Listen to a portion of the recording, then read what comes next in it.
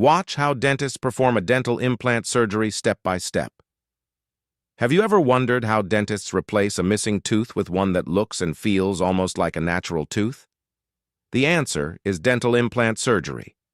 A dental implant is a small titanium screw that acts like the root of a missing tooth.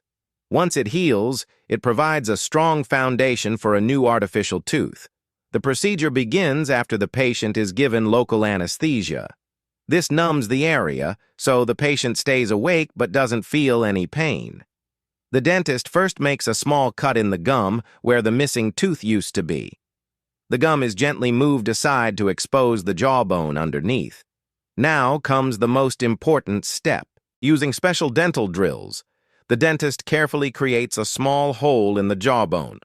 The hole is made a little deeper and wider, one step at a time, until it is the perfect size for the implant. Next, the titanium implant is slowly screwed into the jawbone until it is firmly in place. The dentist checks that the implant is stable and sitting in the correct position. In many cases, a small healing cap is attached to the top of the implant. This helps the gum heal in the right shape around the implant. The gum is then closed with a few stitches, leaving the implant safely protected while it heals. Over the next 3 to 6 months, something amazing happens.